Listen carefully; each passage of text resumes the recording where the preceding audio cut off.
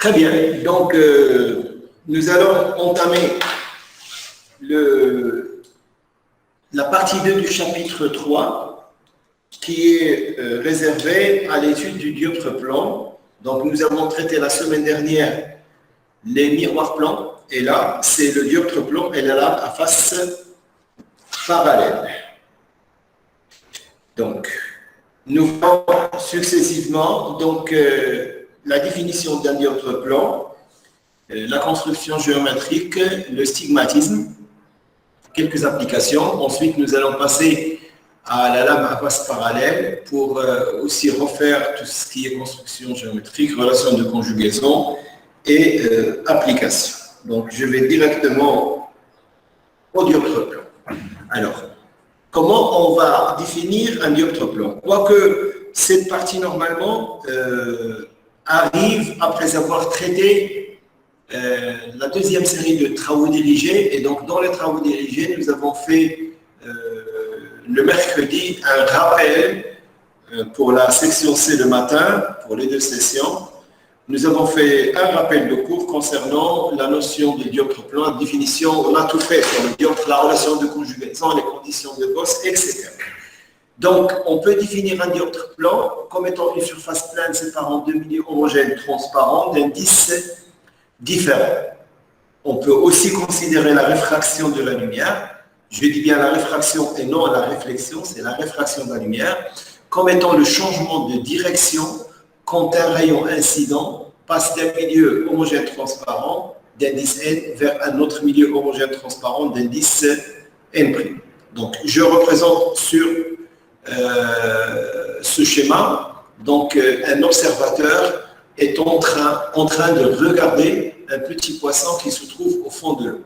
Donc, le poisson se trouve dans l'eau de mer ou d'aquarium, donc il se trouve dans un milieu transparent homogène, d'indice 1,33 par exemple, qui est différent de 1, et l'observateur, lui, il se trouve dans l'air. Donc, puisque l'observateur, c'est lui qui observe le poisson, la lumière va venir du bas vers le haut. D'accord? Et ce n'est pas la gauche vers la droite. D'accord? Donc, la lumière de l'environnement va venir sur le poisson au fond de l'eau et sera réfléchie vers les yeux de l'observateur. Et puisque vous avez deux milieux d'indices différents, homogènes et transparents, vous avez un phénomène de réfraction. Et la surface de l'eau, ça va être la surface du dioptre plan. Dans ce cas, on va définir le dioptre plan comme étant le dioptre DOR. Je dis bien, on va écrire le dioptre DOR parce que justement, c'est l'eau qui vient de l'eau, la lumière qui vient de l'eau vers l'air. Donc, c'est le dioptre OR. Très bien. Bien. Donc, alors, qu'est-ce qu'on peut faire? Non, ce n'est pas la peine. On va voir comment se forme une image à travers un dioptre plan. Donc, on va voir comment se forme une image à travers un dioptre plan. Donc, je considère un dioptre plan. Donc, je vais prendre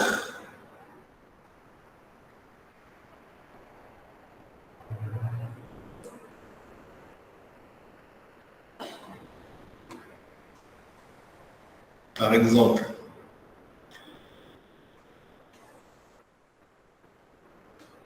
d'accord? Je vais prendre un objet. Je vais prendre une surface plane qui est D, qui sépare le milieu d'indice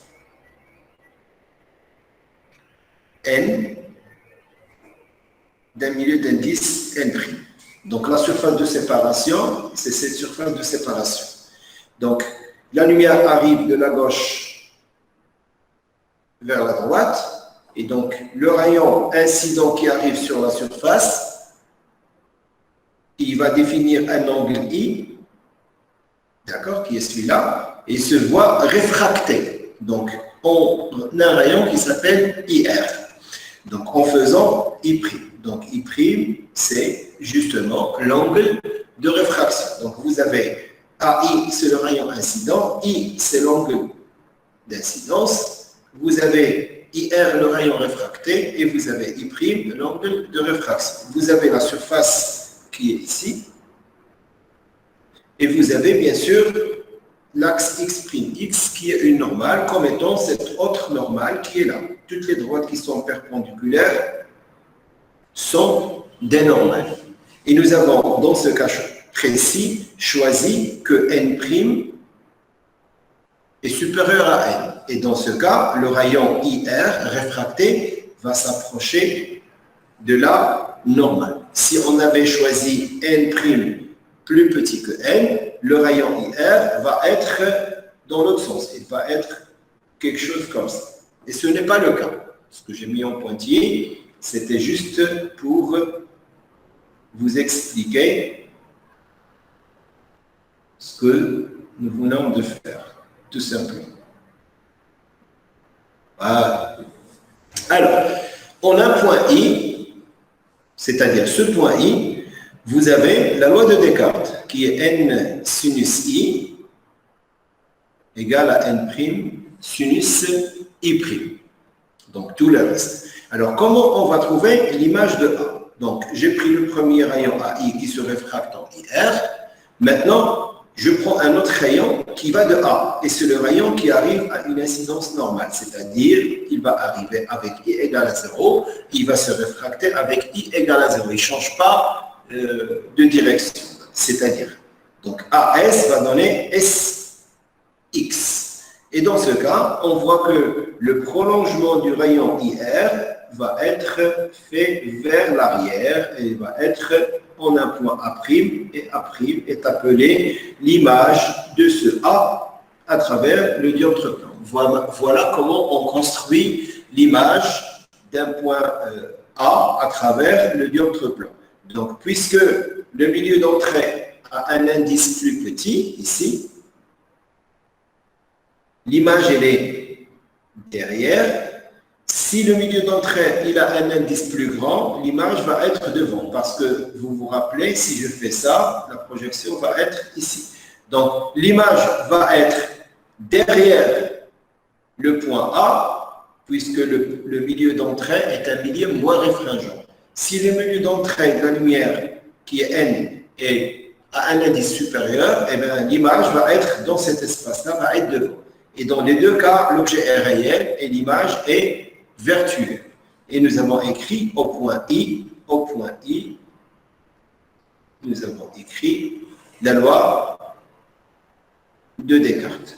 Maintenant, pour trouver la relation de conjugaison du dioptre plan, je vais devoir considérer les triangles que j'ai sur ce schéma. Et je considère le triangle ISA' et le triangle ISA. Donc, vous remarquez que l'angle que vous avez là, c'est le même angle qu'ici. Ce sont des angles alternes internes. Et vous avez l'angle qui est ici.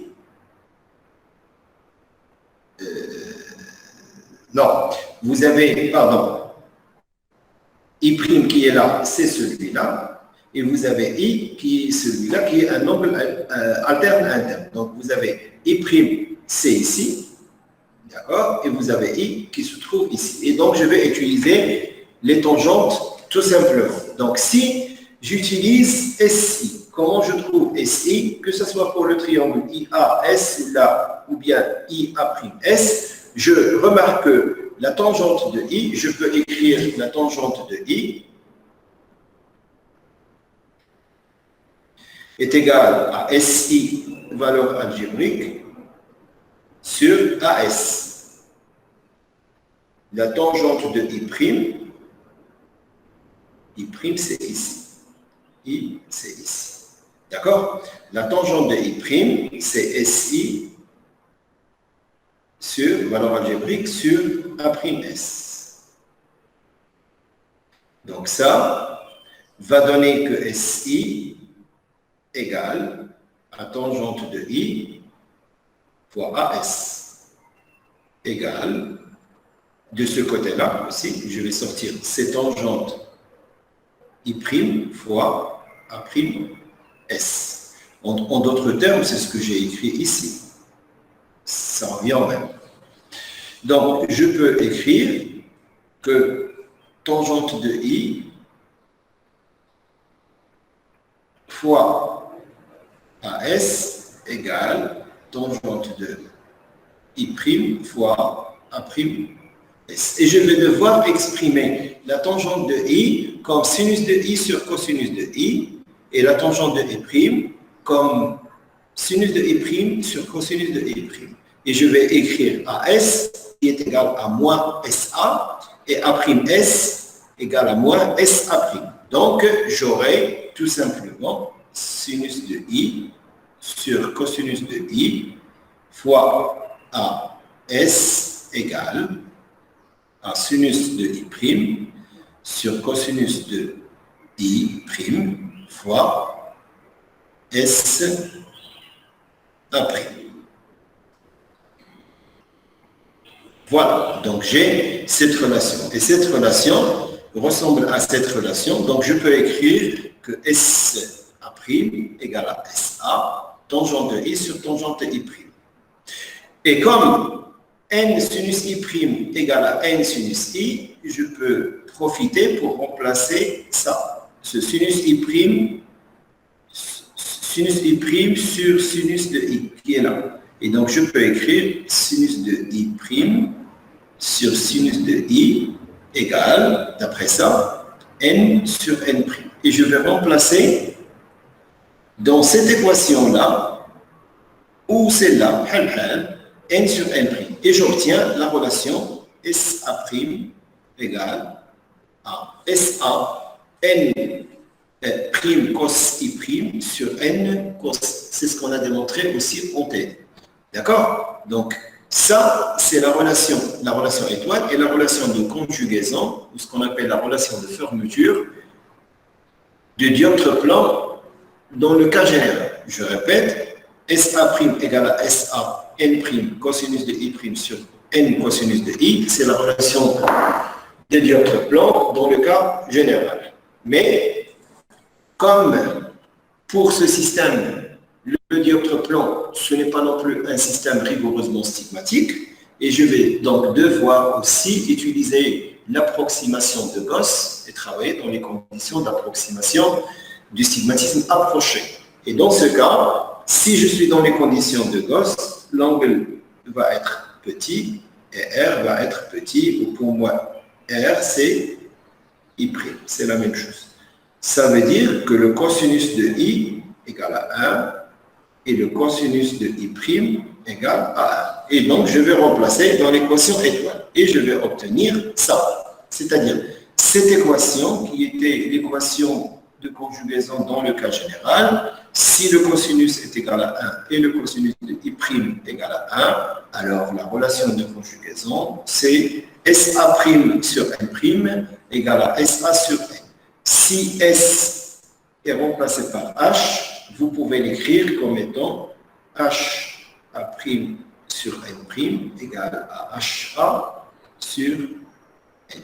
Ça, c'est ce qu'on appelle la relation de conjugaison d'un dioptre plan dans les conditions d'approximation de Gauss. Vous l'écrivez avec H, vous l'écrivez avec S, vous l'écrivez avec une autre lettre, c'est la même chose. Vous pouvez aussi écrire cette équation comme étant N sur HA égale à N' sur HA'. Ça revient au même. Vous l'écrivez comme vous voulez, il n'y a aucun souci. C'est la même chose. Vous l'écrivez N sur SA égale à N' sur SA'.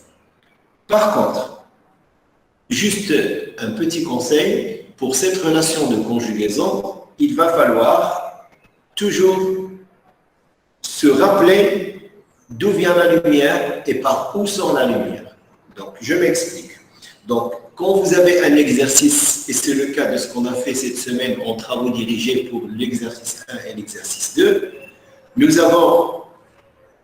n'avons pas forcément les indices comme on a vu dans le cours. Et nous n'avons pas non plus les lettres qu'on a désignées par SCH comme dans le cours.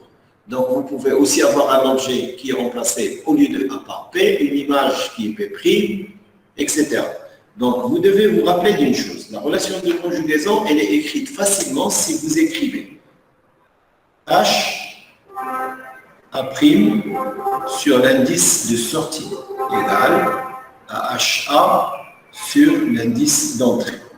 Et ici, j'entends par l'indice d'entrée, c'est N, et l'indice de sortie, c'est N'.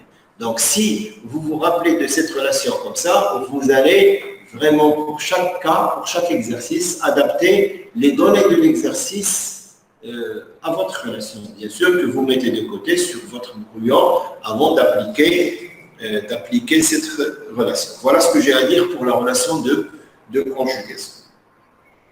Bien, avant de continuer, j'aimerais bien savoir si... Est-ce que ça va, vous suivez ou pas? Comment ça se passe? Monsieur, la lumière. Pardon?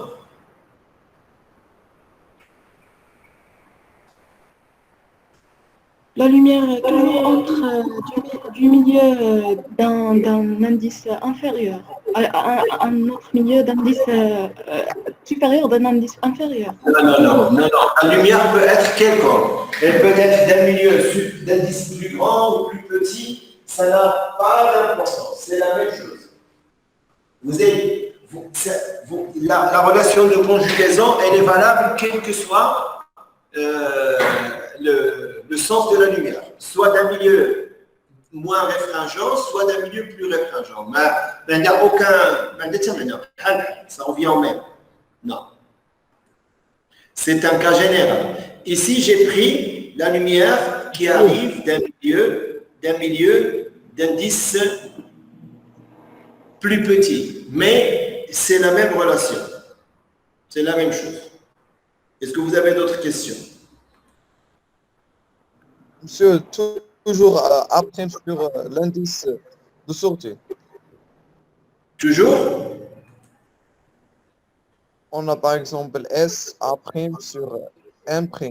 M', c'est l'indice de sortie ou la d'entrée. Oui, de sortie, c'est pas. Là, j'ai pas compris la question d'hier. On a toujours? Monsieur, on a la relation A' égale SA sur N. Oui.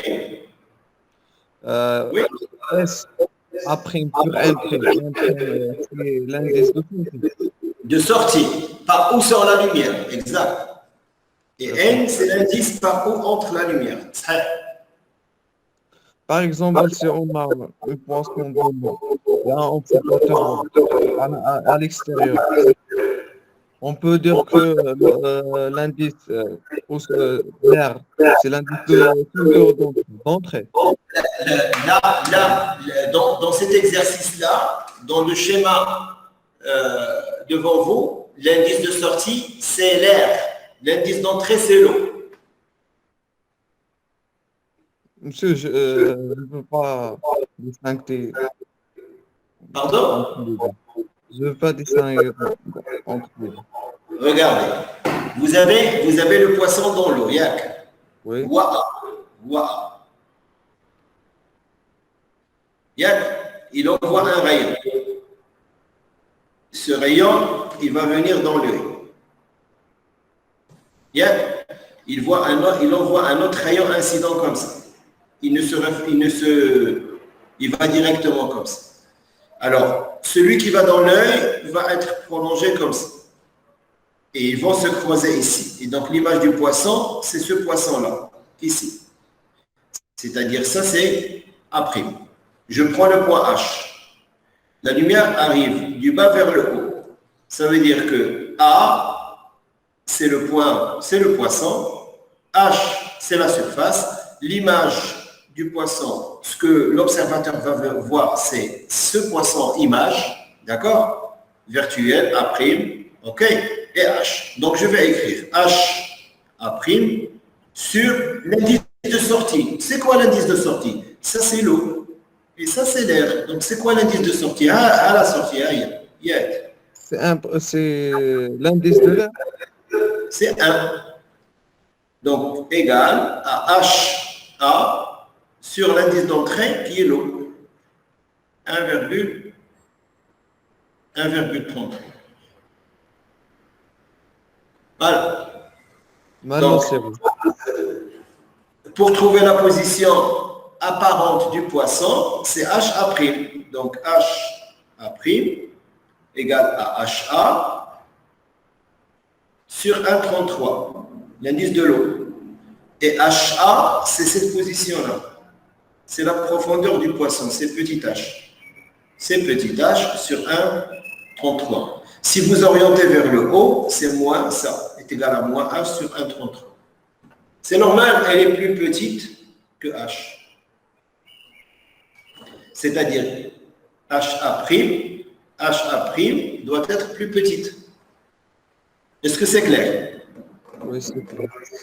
D'accord, très bien, parfait. On peut avoir plus grand.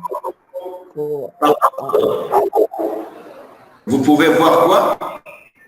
La distance virtuelle A' du poisson. On a calculé la distance A'. La distance HA', c'est celle-là, c'est cette partie-là. Oui, C'est-à-dire que,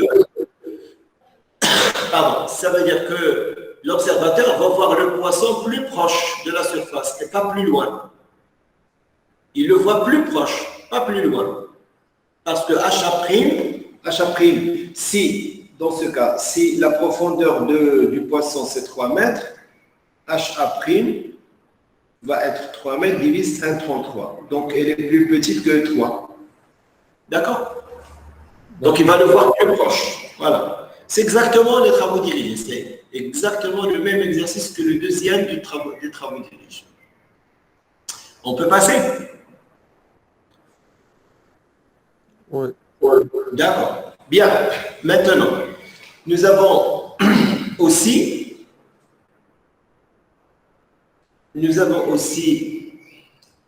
ces deux cas de figure qui vont nous expliquer un petit peu le stigmatisme. Parce que pour un dioptre plan, par exemple, si je prends ce dioptre plan par exemple, quand on change la position de A, je prends une position ici, ou bien je prends une position ici, les angles d'incidence ne sont pas les mêmes. Et je ne vais pas avoir le même point, je vais avoir d'autres points ici ou là. Donc ça veut dire que je n'ai pas de stigmatisme parfait. C'est la même chose. Donc si vous prenez des points sur la surface, vous aurez chaque point objet dans son image lui-même. Donc tous les points de la surface, ce sont des points qui sont rigoureusement stigmatiques pour le dioptre plan. Et la même chose, si vous prenez les points qui sont à l'infini, des objets qui sont à l'infini, leurs images vont être à l'infini. Et donc, puisque l'infini n'est pas localisé, donc on va dire que les points objets qui sont à l'infini, ils ont des images à l'infini et réalisent le stigmatisme parfait. Donc, le dioptre plan, on va dire, c'est un système qui n'est pas rigoureusement stigmatique pour tous les points de l'espace, sauf pour deux cas. Les points qui sont à l'infini et les points qui sont sur la surface. Maintenant, nous allons considérer les cas de figure pour un dioptre plan. Et je vais considérer un objet réel dans un premier temps. Ensuite, je vais essayer de fabriquer un objet virtuel. Donc, je prends ce schéma, par exemple, le premier, celui-là.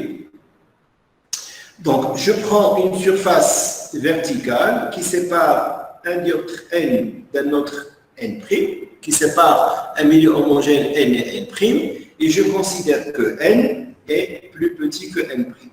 C'est-à-dire que A, on voit des rayons, c'est le jaune, qui vont se réfracter en s'approchant de la normale. Regarde, cet angle qui est là, il est plus petit que l'angle qui est là. D'accord? Donc, j'ai le premier milieu d'indice plus petit, et la lumière va passer vers un milieu d'indice plus élevé, c'est ce milieu-là, et elle va s'approcher de la normale. Donc, ce point A va donner une image vers l'arrière. C'est exactement ce qu'on a vu tout à l'heure. D'accord? Donc, A est un objet réel et A' est une image virtuelle. L'objet est réel, l'image virtuelle. Je prends le schéma de toujours un objet réel, mais cette fois, n est plus grand que n'. L'inverse. Je considère le milieu d'entrée est un milieu plus réfringent. Donc, l'image va être devant. Donc, un rayon incident qui arrive comme ça, cet angle-là, il est plus petit que celui-là. Et celui-là, cet angle-là, il est plus petit que celui-là. Donc, la lumière va s'éloigner de la normale. Et là, la lumière s'approche de la normale. Et donc, je vais avoir un retour en prolongement par A'. Donc, A', c'est une image de A à travers le dioptre plan. Le dioptre plan, c'est cette surface-là. Donc, A est un objet réel et A', une image virtuelle. Maintenant, vous avez les figures 3 et 4. Vous avez les situations qui donnent des objets virtuels. Alors, comment on obtient un objet virtuel? Je considère un faisceau de lumière, qui va donner de la lumière jaune, qui va converger, mais le point de convergence n'est pas sur la surface. Le dioptre est toujours ce dioptre-là. Mais ils vont continuer par pointillés et vous allez former justement un objet. Et ça, c'est ce qu'on définit comme objet virtuel. D'ailleurs, si vous revenez au chapitre 2, vous allez voir qu'un objet est dit virtuel si les rayons qui le forment semblent en provenir. Pas réellement. C'est-à-dire, c'est le prolongement des deux rayons qui me donne un. Mais par contre, si vous prenez ce rayon et vous faites la normale, vous allez voir, puisque n est plus petit que n' ici, n est plus grand que n', d'accord. Donc voilà ça, le premier milieu d'indice plus petit, donc si un rayon arrive dans ce sens, il va s'approcher de la normale, et si un rayon arrive dans ce sens, va s'approcher de la normale aussi, pour former cette image qui est réelle. Donc pour la figure 3, l'objet est virtuel et l'image, elle est réelle. La même chose, le dernier cas de figure, si vous prenez de la lumière qui va venir pour converger après, justement, c'est-à-dire en un point, il y a les rayons, regarde, ils vont converger en un point A qui se trouve dans l'espace des objets virtuels, espace des objets virtuels, et donc celui-là, c'est un objet virtuel. Donc, mais l'image qui est construite, c'est bien une image qui est réelle parce qu'elle reçoit les rayons. D'accord? Donc, l'objet et l'image sont de nature opposée. Vous avez pour le dioptre plan, il y a les cas de figure. Normalement, vous n'avez pas plus. Pour un objet ponctuel, vous avez 1, 2, 3, 4. 1, 2, 3, 4 plus. Voilà. Donc, c'est comme ça qu'on définit les objets réels, les images réelles, les objets virtuels et les images virtuelles. Nous allons, au lieu de considérer un objet, un point ponctuel, je vais maintenant considérer le cas d'un objet étendu qui s'appelle AB. Et je vais passer justement à ce schéma. Maintenant, vous pouvez aussi avoir des objets qui sont étendus, d'accord? Et vous pouvez aussi trouver leur image. Donc, je prends la même chose, la surface du dioptre. Donc, ça, c'est le dioptre N/N', la surface AD, d'accord? Et vous avez un objet AB. Donc, pour trouver l'image de AB, je prends B et je cherche son image.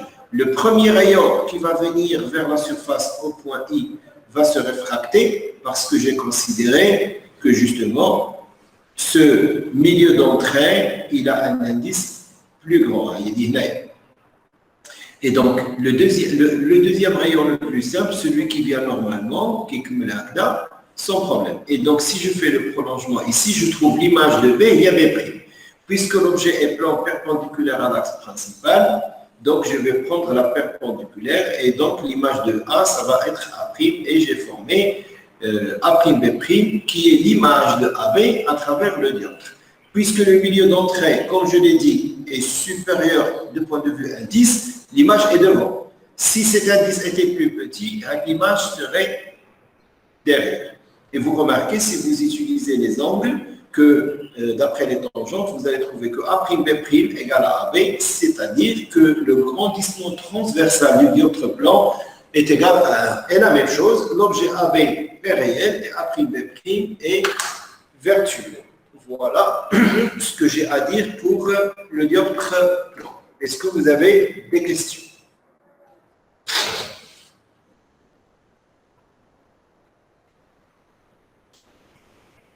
Est-ce que vous avez des questions?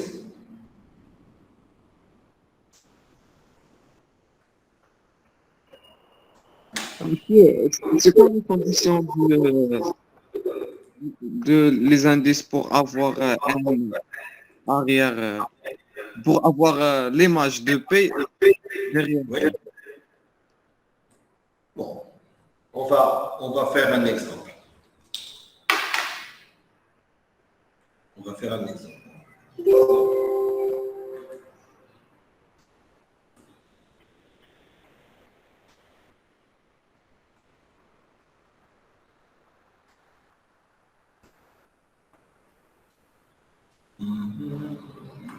Je vais alors tableau blanc.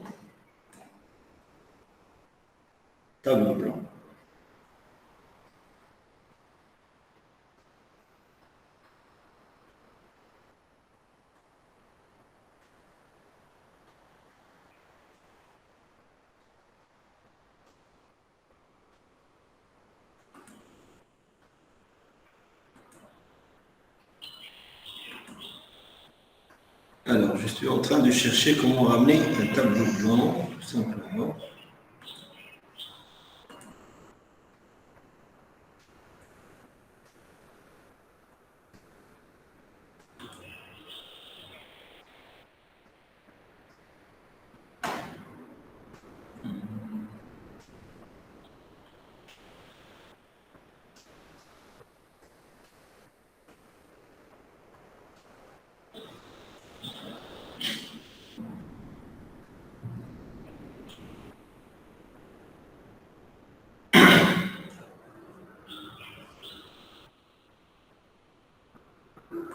Est-ce que vous avez le tableau blanc? Oui. D'accord. On va tracer les cas de figure. D'accord? Possible. Je considère je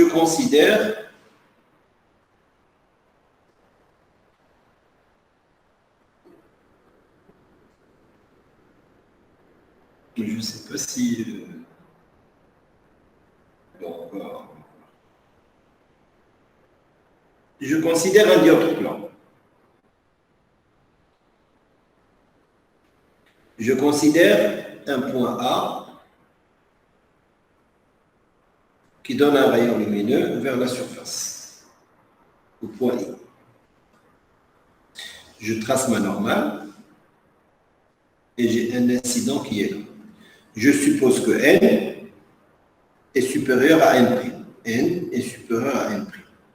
Dans ce cas, la direction d'incidence, c'est ça, et le rayon va s'éloigner de la normale.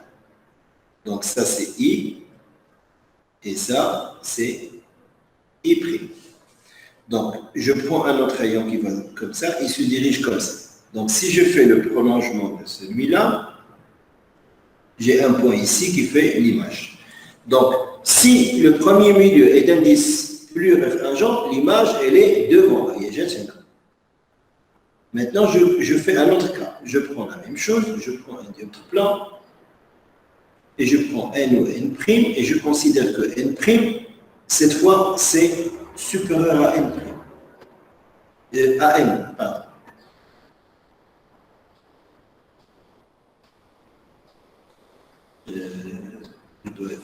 D'accord? Donc, je suppose que N est plus grand. Donc, si je prends un point A,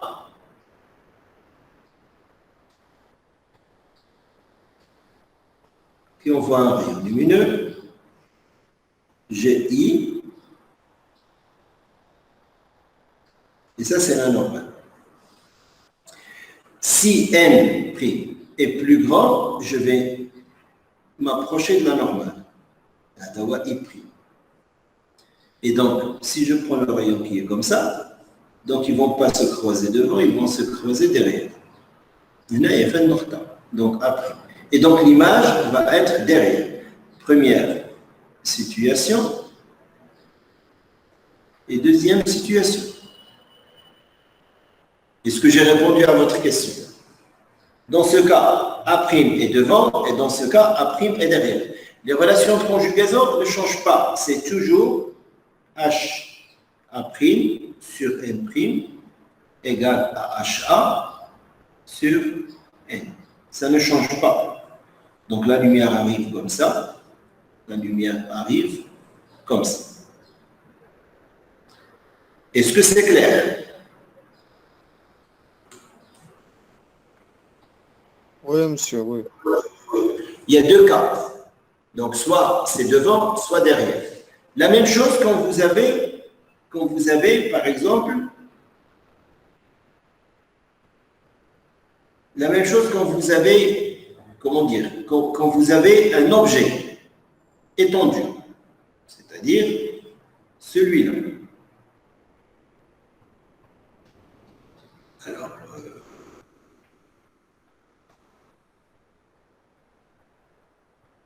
je cherche juste, voilà.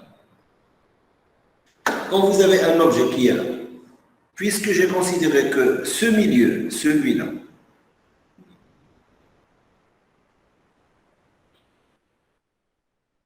puisque j'ai considéré que ce milieu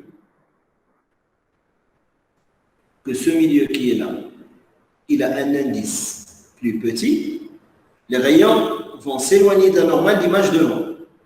Si je considère que c'est ce milieu qui est plus petit, l'image A'B' va être à cet endroit. Est-ce que c'est clair? C'est juste les lois de Descartes, pas plus que ça, tout simplement. D'autres questions?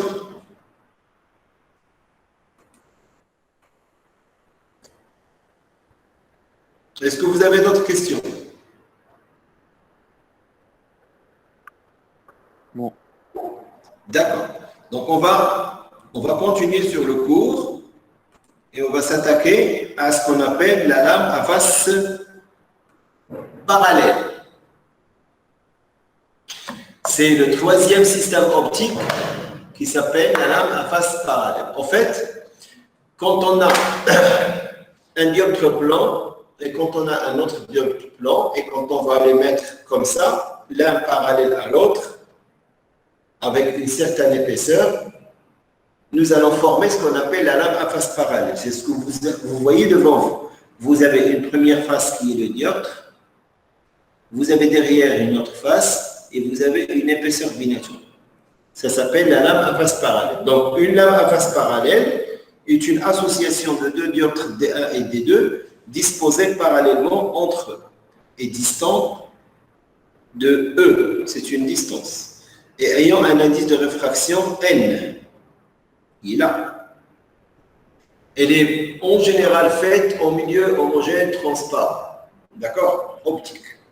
Donc, une lame à face parallèle a pour propriété principale de translater, de déplacer la lumière, mais pas la dévier. Donc, une lame à face parallèle, par exemple, ça c'est une lame à face parallèle, elle a une face plane, elle a une épaisseur, oui, elle est d'indice N. Et c'est un milieu homogène transparent.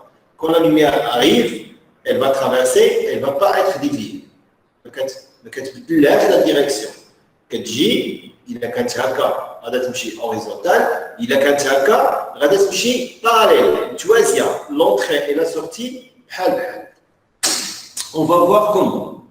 Alors, je considère, pour étudier l'émergence du lame parallèle, je considère un dioptre D1, je considère un dioptre D2. D'accord? Donc, je prends un rayon incident qui arrive en un point I. Et ça, c'est quoi? C'est l'angle d'incidence. Bien, ça c'est l'air, c'est-à-dire c'est 1. Je passe d'un milieu 1 à un milieu N, donc je m'approche de la normale, c'est-à-dire par rapport à la direction d'incidence, je vais avoir cet angle. Donc, ça c'est I et ça c'est R. Et je trace ma deuxième normale, ici. J'appelle ça J. Et comment je vais sortir? Je passe de N à 1 et je vais passer à un milieu moins réfringent. Donc, je m'éloigne de la normale. Et ça, c'est I'. Donc, ça, c'est I'. Je répète, j'arrive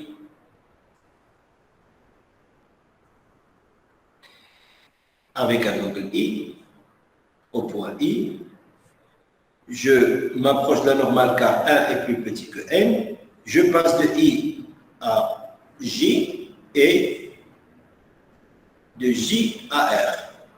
Et je m'éloigne car, justement, je passe de N à 1. Hada est inférieur à N ou Hada est supérieur à N. Voilà. Mais on va devoir calculer le I et le I'. Donc, d'après ce schéma, en I, qu'est-ce que je peux écrire? La loi de Descartes. J'ai 1 sinus de I égale à N sinus de R. Donc, 1 fois sinus de I égale à N fois sinus de R. En J, qu'est-ce que j'ai? J'ai N sinus de cet angle qui est là, mais cet angle qui est là, c'est le même. C'est des angles alternes, c'est-à-dire R. J'ai N sinus de R égale à 1 sinus de I'. Et qu'est-ce que je remarque? Eh bien, je remarque justement que N sinus R dans la première équation et N sinus R dans la deuxième équation. Et donc, qu'est-ce que j'obtiens? 1 sinus I égale à 1 sinus I', dans la I'. Et je déduis que sinus I égale sinus I'. Ça veut dire sinus I égale sinus I', ça veut dire que I égale à I'. Donc, si vous avez un angle ici qui est I, vous avez à la sortie le même angle. Donc, le rayon qui rayon secoue parallèle à celui-là. Donc, vous voyez, la lumière était comme ça, elle a fait ça, et elle est sortie parallèle. Donc, en termes de direction, les directions parallèles. Donc, la lumière, elle est restée parallèle, choisie. Ça veut dire que le rayon incident est parallèle au rayon émergent. D'ailleurs, sur cet exemple-là, vous avez une application numérique. Donc, vous avez une lame à face parallèle d'indice N. Vous avez un rayon incident qui arrive à 30 degrés, qui se réfracte avec R, ou R, le même R qu'ici, et qui se réfracte une deuxième fois, et on va trouver que 1 sinus 30 égale à 1,5, c'est du vert, sinus R. D'accord? Et donc, R est égal à 19,47 degrés, à R. Maintenant, la même chose. N sinus 19,47 est égal à 1 sinus quoi? Sinus 30. Donc, à l'entrée et à la sortie, si I égale à 30, I' est obligé d'être égal à 30. Donc, vous voyez, ce rayon qui est là, il est parallèle à celui-là. Donc, toujours, quand vous avez une lame à face parallèle, la lumière incidente et émergente qui va quitter est toujours parallèle. Donc, la lumière est toujours parallèle, incidente et émergente. Voilà. Est-ce que vous avez des questions?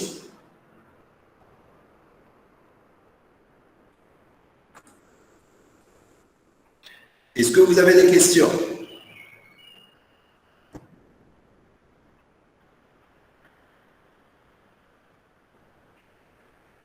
Allô? Non, monsieur, c'est clair. C'est clair, parfait. Donc, je reviens à ma présentation. C'est bon. Donc, d'une part, et c'est ça.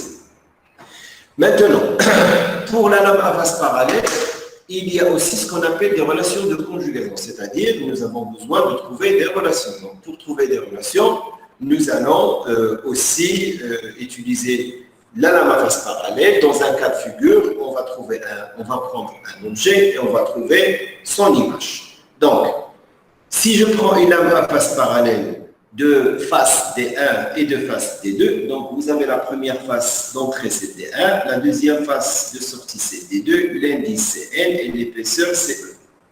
D'accord? Donc,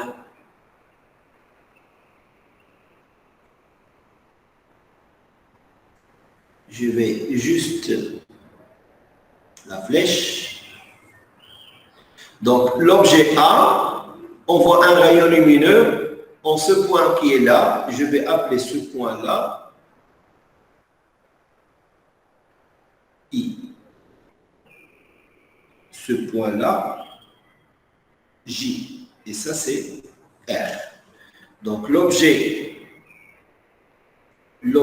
qui est là va donner un rayon AI qui se réfracte une première fois et qui va sortir parallèlement. Donc, on a bien dit qu'à la sortie, ce rayon et ce rayon sont parallèles. Très bien. Donc, AI, c'est le rayon incident et JR, c'est le rayon émergent. Et IJ, c'est le rayon réfracté. Parfait. Alors, pour trouver l'image après, je prends un autre rayon, c'est celui-là, qui va directement comme ça. Donc, il va traverser la lame sans changement de direction, il va partir comme ça. Donc, ils vont se croiser fil. JR, si je fais le prolongement, ils vont se croiser en A'. Donc, A' est l'image de A à travers la lame à face parallèle. Mais ça, attention, c'est une image définitive. Ça veut dire, c'est une image qui a traversé combien de dioptres? C'est une question. 2 dioptres. Très bien. D'accord. Parfait. Donc, en principe, comment on doit raisonner? Je dois écrire, je vais le faire juste ici, je dois écrire A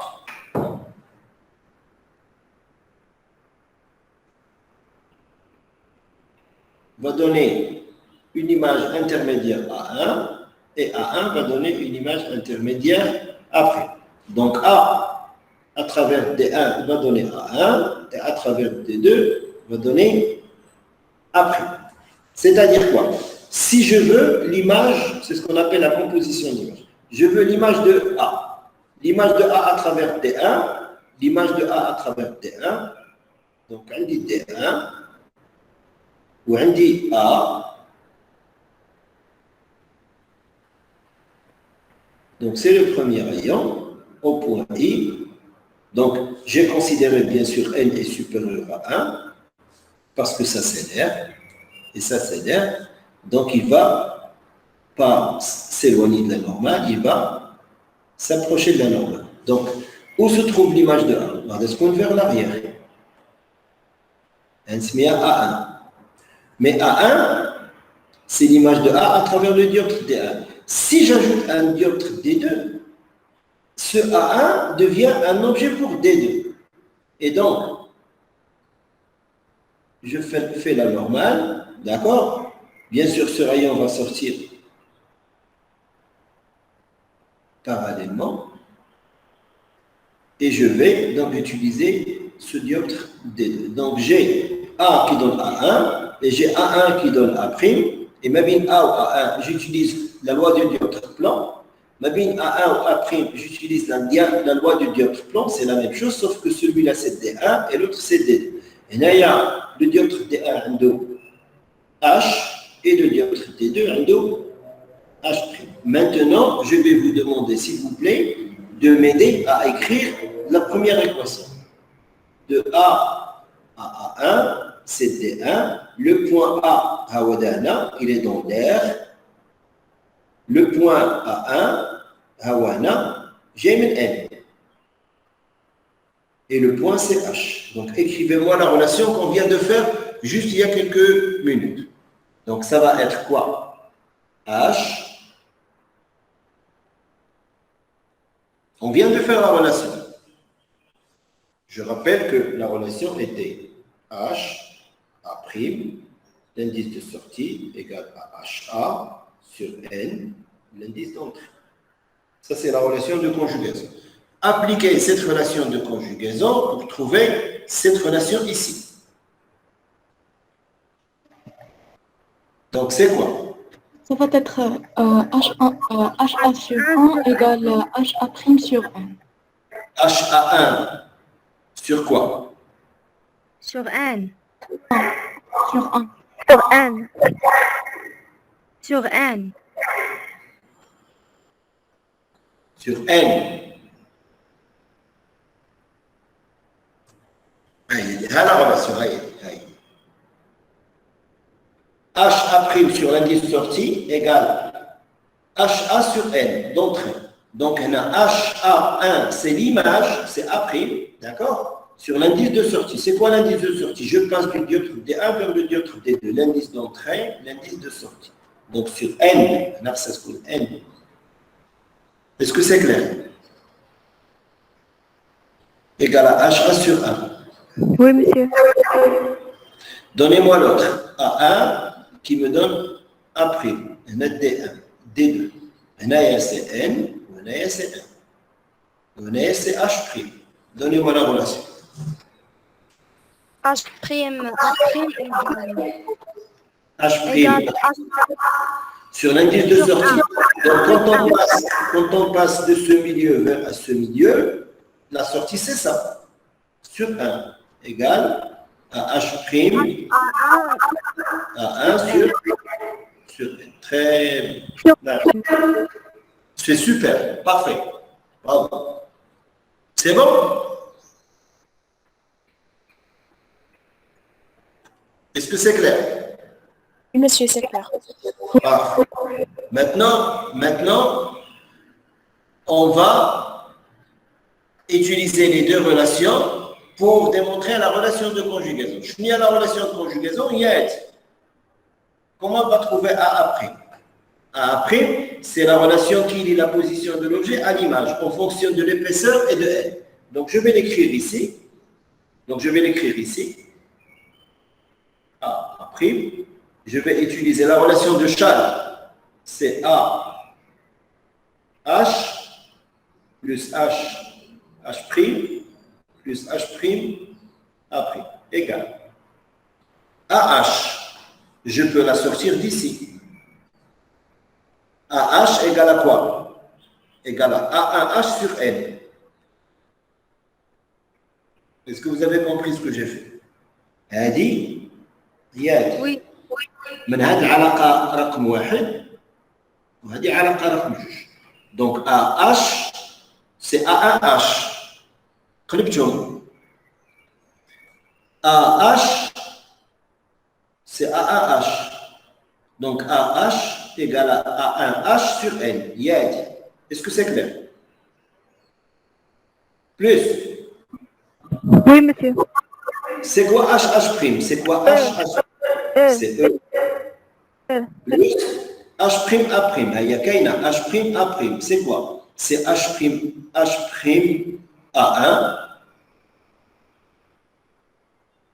sur N. C'est bon?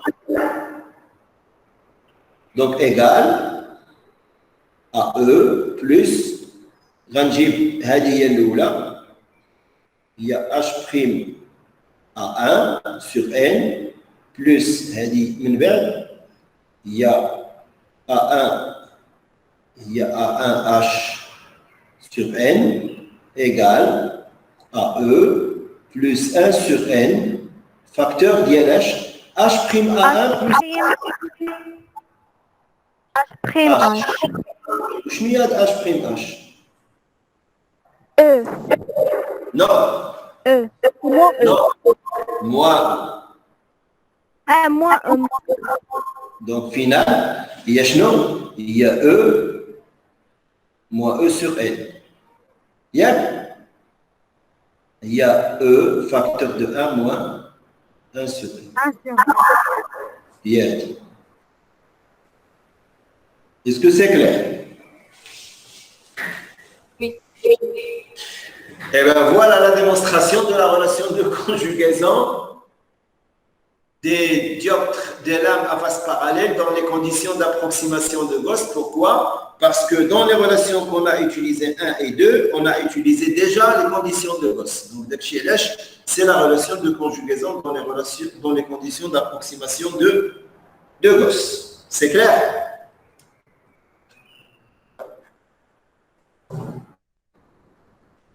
Est-ce que c'est bon? Oui, c'est parfait, monsieur. Très bien. Maintenant, si vous avez une lame à face parallèle, maintenant, comme ça, d'épaisseur E, d'indice N, voilà qu'il y en a N prime. شنو هي العلاقة؟ شنو هي A prime؟ ما عنديش هنا 1. C'est différent de 1 مثلا. شنو هي العلاقة؟ هي E facteur de 1 moins N prime sur N. Là, vous devez faire la démonstration. Ça se démontre de la même manière. Ça se démontre de la même manière. Mais vous pouvez démontrer que si la lame à face parallèle ne plonge pas dans l'air, plonge dans un milieu d'indice N', alors la relation de conjugaison, il y a E facteur de 1 moins N' sur N. C'est bon? Est-ce que c'est clair? Donc, à la sortie, donc si vous avez K où les milieux d'entrée et de sortie sont différents de 1. Si vous avez le milieu d'entrée N1, le milieu de sortie est N2 et la lame est d'indice, le milieu de sortie c'est N1 et le milieu de la lame c'est N2. Donc la relation, AA' égale à E facteur de 1 moins N1 sur N2. Vous pouvez démontrer ça de la même manière. Vous pouvez le faire, c'est pas compliqué, c'est exactement la même chose. Si vous voulez qu'on fasse la démonstration, ça envoie? Oui. Khassidi, marhaba. Pas de souci, tout de suite.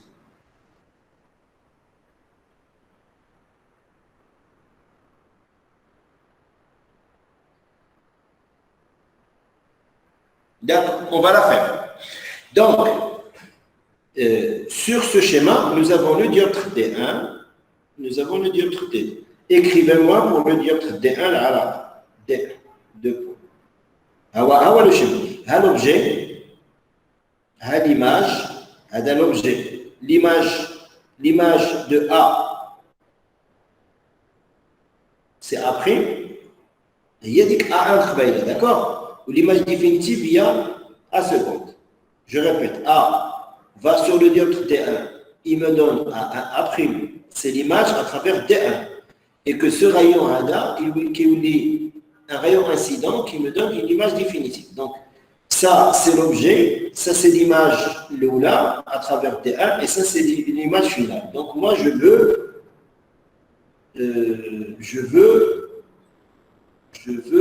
A seconde. Il y a A seconde. A seconde. Je cherche à calculer A seconde.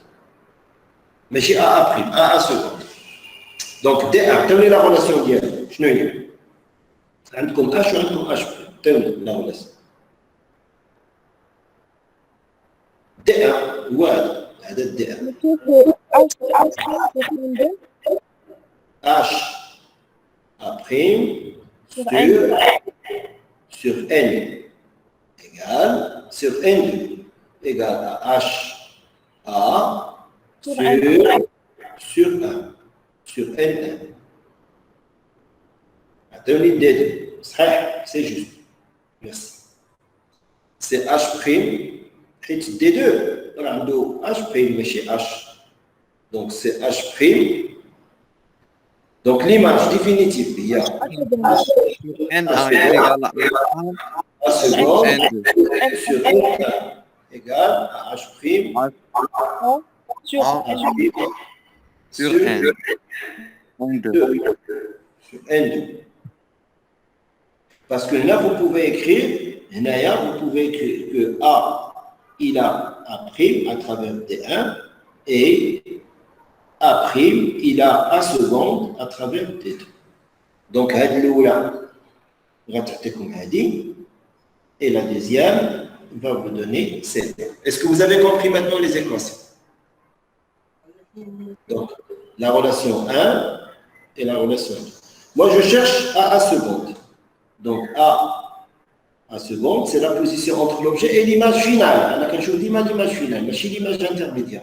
L'image intermédiaire n'a pas d'intérêt, c'est juste un intérêt pour le calcul. Je cherche toujours l'image finale. Donc, A seconde, il y a A H plus H prime plus H prime A seconde.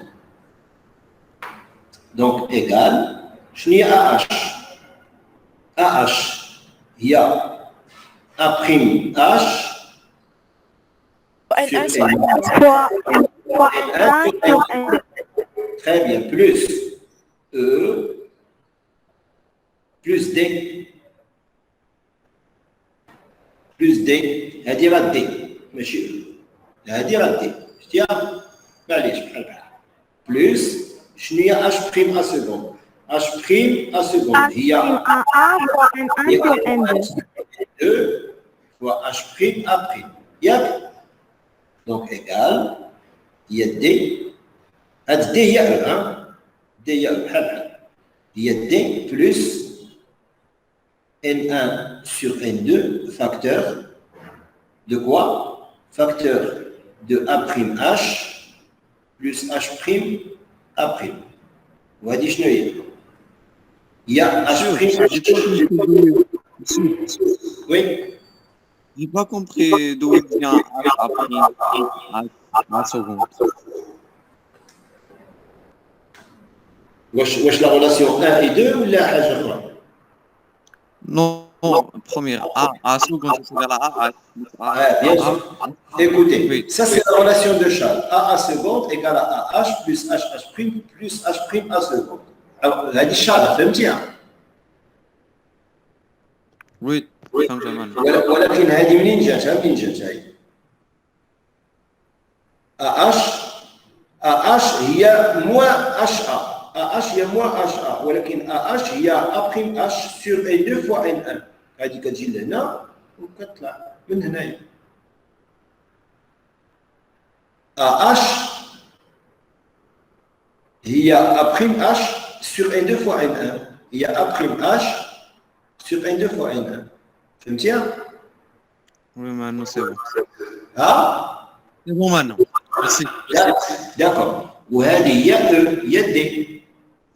وهذه جايه من هنا. هذه H prime. هذه جايه من هنا. H prime A seconde هي H prime A prime N1 sur N2. H prime A prime sur N1 N2. Donc هي D كنجيبها هي الاولى من بعد égal à N1 sur N2 facteur de A prime H plus H prime A prime. ولكن هذه سي شارل H prime A prime plus A prime H هي H prime H وهذا H prime H شنو هي؟ H prime H هي moins E. Donc A seconde égale à D moins E N1 moins D pardon, sur N2. Donc moins D. Il y a D facteur de 1 moins N1 sur N2. Et il y a E facteur de 1 moins N1 sur N2. Est-ce que c'est clair? Est-ce que c'est clair d'abord? Oui, monsieur. Parfait. Donc c'est bon. Donc on va passer. Il n'y a pas que ces deux relations. Il n'y avait pas que ça.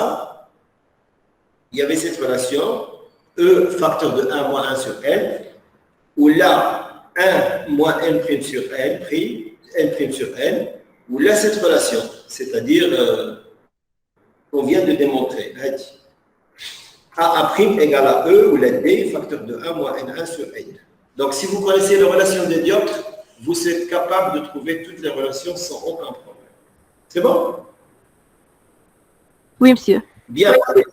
Alors, on va passer à autre chose. C'est toujours une autre relation de conjugaison et c'est ce que vous avez sur le schéma. Maintenant, si le rayon incident SI arrive sur une lame à face parallèle, il va se réfracter en I' et il va encore se réfracter et émerger. Et regardez que SI est parallèle à I'(R).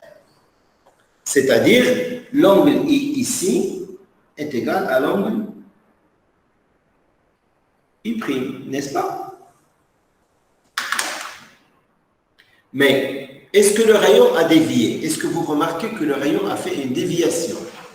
Répondez-moi s'il vous plaît.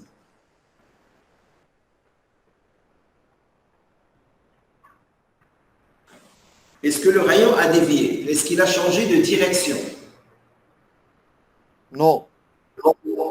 Mais qu'est-ce qu'il a fait? Shnouk allez. Il a changé la position.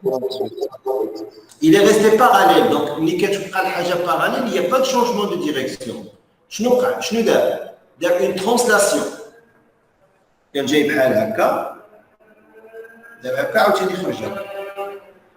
Et donc, nous, on va calculer, ça s'appelle le déplacement latéral. Donc, regardez, le rayon incident SI, il s'est réfracté, ensuite il a émergé. Mais il y a quelque chose ici qu'on va calculer, ça s'appelle le déplacement latéral. C'est une autre relation de conjugaison qu'on va calculer. Donc, on va calculer IH. Et IH s'appelle le déplacement latéral. IH ou la H, il est IH, c'est ce qu'on appelle le déplacement latéral. Alors, vous avez le schéma. On va identifier la projection de I sur le support de la droite I'(R), H. Nous avons ici l'épaisseur E, tout simplement, et nous avons l'indice de la lame. Ah ouais. Et nous avons l'air, M et l'air. L'air, bien sûr, c'est N égale à 1. Donc, comment on va travailler? On va considérer le premier triangle IHI'. IHI'. Et dans le triangle IHI', vous avez cet angle qui est là. Parce que l'Izawiya Qa'im, perpendiculaire. Vous avez cet angle. C'est quoi cet angle? C'est quoi l'angle? C'est quoi l'angle I', H? Ouais. Comment on le calcule? I', d'accord. الزاوية كاملة شنو هي؟ الزاوية كاملة هي هذه كاملة هذه. ياك نقسم منها R. Donc, il y a I moins R. Donc, il y a I moins R. Donc, I', H, Zawiya égale à I moins R. Et donc, je calcule son sinus. C'est le côté opposé sur l'hypoténuse, c'est-à-dire c'est IH sur I'. Yad. Est-ce que c'est clair?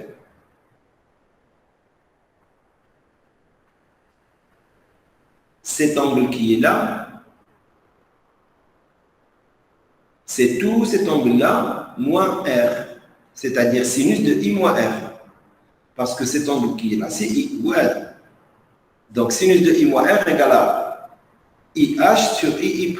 C'est le côté opposé sur l'hypoténuse. Al-Muqabil al-Watr. OK? Maintenant, le triangle KII'. KII'. Voilà. Donc, c'est quoi le cosinus de R? Cosinus de R. C'est le Muhadi al-Watr. Il y a I', K sur I'. Voilà. D'accord? Est-ce que c'est clair? Oui, monsieur. D'accord. Maintenant, on va noter la distance HI, d'accord? Le déplacement latéral. Ouais. Et I', K, ou l'épaisseur. I', K, ou l'épaisseur. Et on va trouver que IH, ou D. I', K, ou E.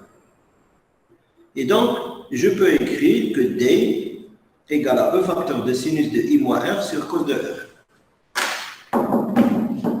Je peux écrire que D est égal à E facteur de sinus de I moins R sur cos de R. C'est bon?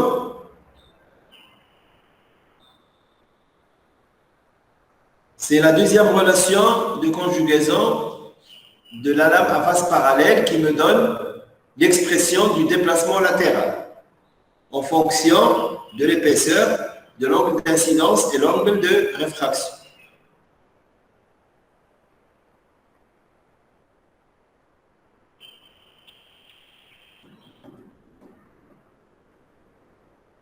Est-ce que c'est clair? Oui, c'est bon. D'accord. Bien. J'ai une question.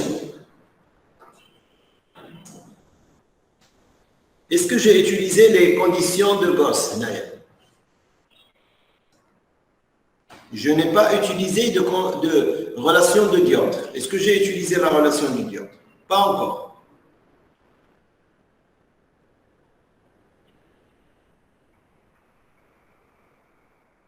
Oui ou non? En réalité, monsieur, je ne connais pas les relations du coup. On n'a pas utilisé les conditions de Gauss. Maintenant, si je suis dans les conditions de Gauss, que va devenir ce déplacement latéral? شنو؟ خمو معايا.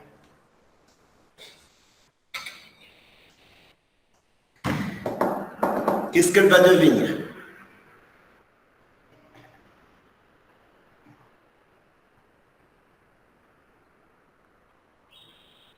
Alors, ما غاديش يكون عندنا ان ديبلاسمون لاتيرال، غادي يكون عندنا بحال لو كان اللي فات، غادي لا لوميير داك لو ريون ديال لا لوميير غادي يخرج باراليل. là, le déplacement. C'est tout le déplacement latéral tout le temps qu'il y a. Dima, la lumière, quand elle arrive sur une lame à face parallèle, elle va sortir parallèle. Dima, tout le temps. Mais la relation. Parce que l'approximation de Gauss كنخدموا بها غير فاش كيكون عندنا des angles petits. Et voilà, d'abord, les conditions de Gauss, c'est que les angles petits. Au milieu qui connaît les angles petits, il y a des choses qui هذا علاقة كتولي هذه. D égale 1, D égale 2. إيوا خمو واش غتولي. Donc je vais la rapporter ici. D égale E sinus de I moins R sur cosinus de R. Chatchouli.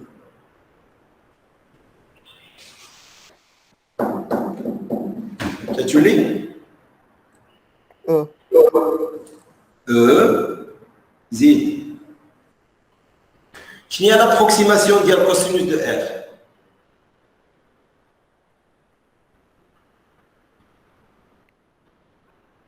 شنو هو الكوسينوس دو ار ملي كتكون لابروكسيماسيون دو غوس؟ راه درناه هادشي قبايله، درناه في هاد البلاصه. وكتنسى شنو درنا قبيله هذا شوش هذا في الاول. شنو هذا؟ شنو هذا؟ شنو هذا؟ نسيتوها؟ دابا هادي اش تولي؟ والسينوس دو اي موان ار شنو يولي؟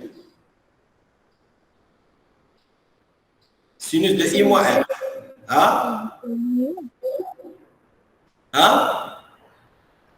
شنو هو السينوس في l'approximation de Gauss? C'est quoi sinus de I dans l'approximation de Gauss? C'est 1. Non, cosinus les 1. Non. Quand l'angle est petit, le sinus est égal à lui-même. C'est 1 moins cosinus. Le sinus est égal à lui-même. Quand l'angle est petit, le sinus est égal à lui-même. Donc, I est petit, R est petit, donc c'est I moins 1. Il y a E, facteur de I moins R. C'est bon? هادشي اللي عندكم ما تقولوا باقي شي حاجه. Qu'est-ce que vous connaissez au point I?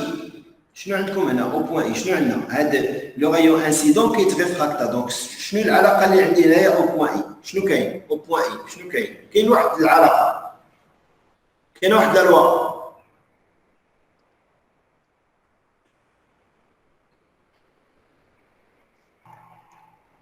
لا هو دوسيام ديكا ايوي يعني ايوي سي سينوس اي ايكال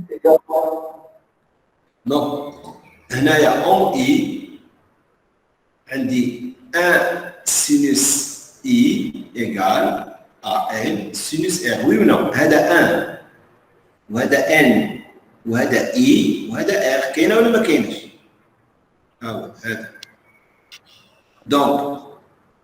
donc 1 sinus i égale à 1 sinus r. Ou bien on a les conditions de Descartes, donc i égale à nr. N'est-ce pas?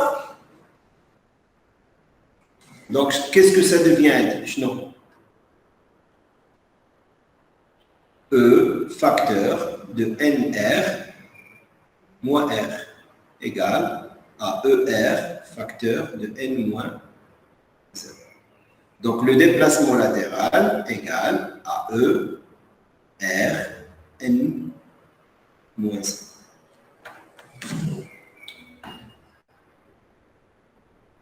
Vous avez compris ce que j'ai fait? Oui, monsieur. Eh bien, comme les conditions de Gauss, il faut toujours se rappeler que vous avez le cosinus et le sinus qui prennent des formes différentes. Et il va falloir remplacer. Voilà qui apparemment, mais je trouve.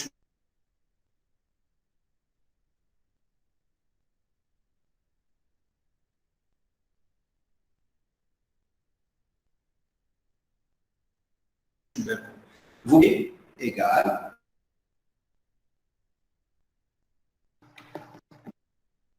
Monsieur, شنو هي la signification ديال la signification de la relation de Bellet ديال D égale E R N moins 1. Vous exprimez le déplacement latéral en fonction des données caractéristiques de la lame, de manière très simple. Vous exprimez, quand les angles sont petits, quand vous êtes dans les conditions de Gauss, vous exprimez le déplacement latéral de manière très simple en fonction des caractéristiques qui sont l'épaisseur et l'indice. Donc, et si vous avez, si on vous donne dans l'exercice que l'angle I est égal, par exemple, à 5 degrés, ou 4 degrés, ou 3 degrés, vous allez écrire c'est E facteur de quoi? De I moins N, moins R. Et R est égal à I sur N. Et donc, vous aurez EI facteur de 1 moins 1 sur N. Voilà la deuxième expression. Tout simplement. Voilà. Donc, voilà pour aujourd'hui. Nous avons traité, je vais revenir, donc pour ce cours-là, nous avons traité le dioptre plan. Donc, on a fait l'application sur le petit exercice entre l'observateur et le poisson. Et ça, c'est exactement quelque chose qui ressemble aux exercices de la série de TD, numéro 1 et 2. Donc, voilà les démonstrations, voilà le stigmatisme, la relation de conjugaison dans le cas général, la relation de conjugaison dans le cas particulier des conditions de Gauss. Ça, c'est les points particuliers du stigmatisme sur la surface et le stigmatisme pour les points qui sont rejetés à l'infini. Ça, c'est les 4 situations où vous avez objet et image de nature différentes pour un milieu réfringent versus un milieu plus réfringent versus moins réfringent. Vous avez, au lieu d'un point A, vous avez aussi une partie sur un objet étendu, avec toujours objet et image de nature opposée, avec le grandissement transversal gamma égale à 1, ici, d'accord? Et on est passé à la lame à face parallèle, des 1, des 2 comme étant 2 dioptres plans séparés d'une distance E, d'indice N, et nous avons montré que le rayon incident était émergent et le rayon émergent était des rayons qui sont parallèles tout le temps, d'accord? Donc on a démontré dans le cas général et on a démontré dans le cas d'une application avec un angle d'entrée égal à 30, on va trouver à la sortie aussi 30. Je suis en train de vous rappeler tout ce qui a été fait dans cette séance. Ensuite, je vous ai donc démontré comment on trouve la relation de conjugaison, c'est-à-dire la position entre l'objet et l'image.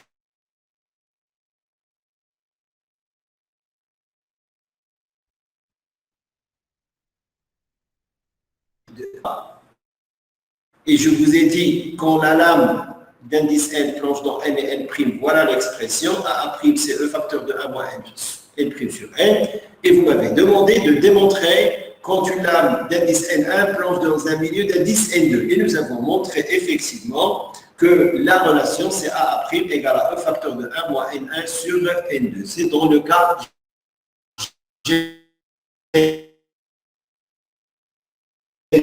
D'accord? Bien évidemment, 1, et vous allez trouver la relation précédente. D'accord? Ça, c'est le cas total et général.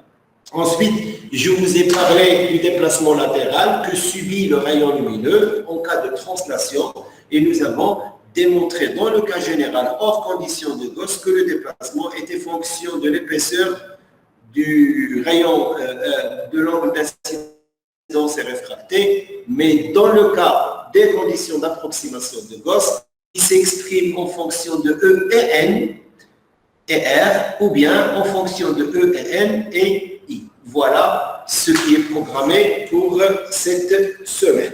Et je rappelle aussi que vous avez déjà fait les travaux dirigés cette semaine, en tout cas mercredi, et peut-être pour mercredi matin pour la section C, et peut-être d'autres créneaux pour d'autres étudiants. Donc, voilà en gros le contenu de cette semaine, la 3e semaine de cours du module d'optique géométrique sur les systèmes planaires, particulièrement l'étude de la lame à face parallèle et l'étude du dioptre plan. Nous verrons la semaine prochaine l'étude du prisme que vous connaissez, c'est le mochon, d'accord, en arabe.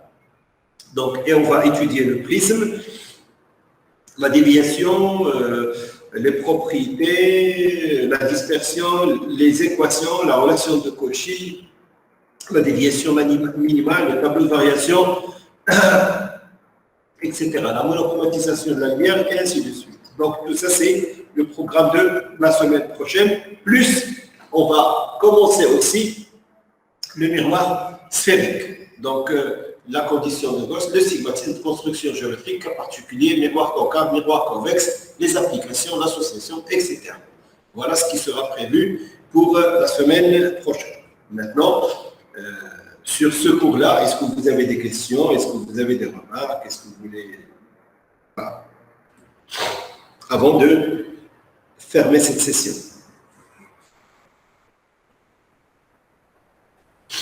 Et la semaine prochaine, vous voulez que ce soit à 9h, c'est bien ça? Oui.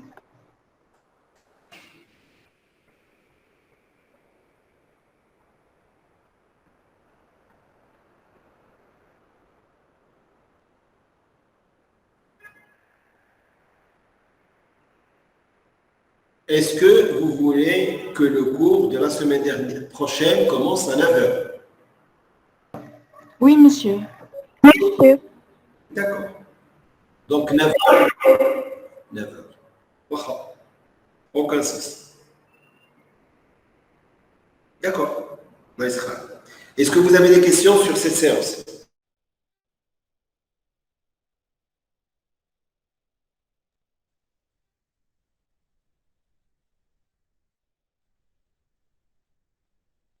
Cours sous différents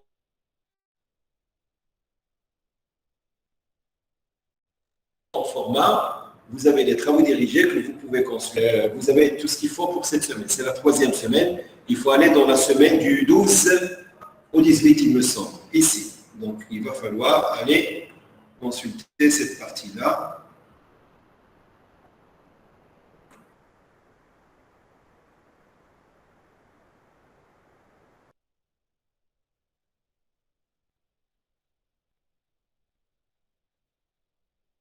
Vous avez de quoi vous disposer.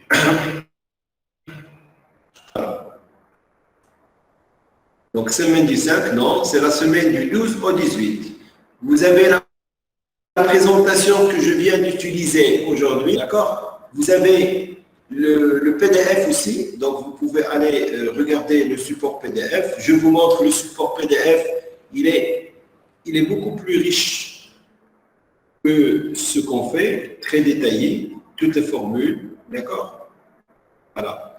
Et cas par cas, etc. Donc, vous pouvez aller voir le cours, vous pouvez le télécharger si ça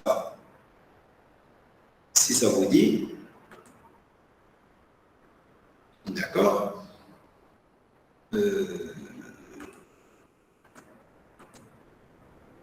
La connexion elle est un peu longue, mais bon. C'est très long plutôt, pardon.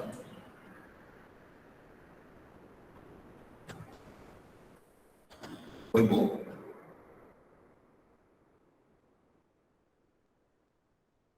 D'accord? Donc, la semaine du 12, vous avez la présentation PPT que je viens d'utiliser, vous avez la présentation, les notes de cours PDF, vous avez la vidéo. Aussi, pourquoi vous n'allez pas voir les vidéos? Parce que ça aussi, c'est intéressant pour vous, parce que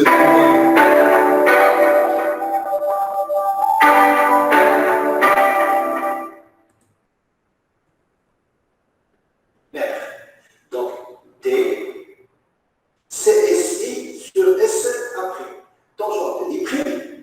Voilà.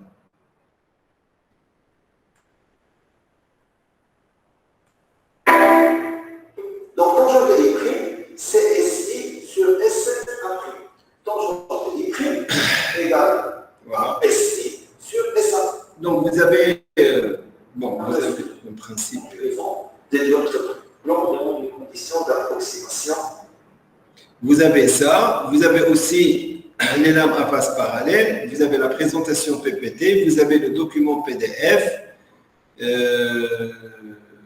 vous avez la série de TD qu'on vient de traiter aussi. La vidéo, je vais la mettre, elle est prête, et c'est ce qu'on a travaillé cette semaine. C'est les exercices que nous avons traités en classe, en présentiel. Vous voyez, c'est que des dioptres blancs. Et la lame à face parallèle, vous l'avez pour la semaine prochaine pour les travaux dirigés. Voilà ce que j'ai à dire. Voilà. Moi, j'ai fini. Voilà. Si vous avez des questions, je suis à vous. Si tout va bien, on va fermer et arrêter l'enregistrement.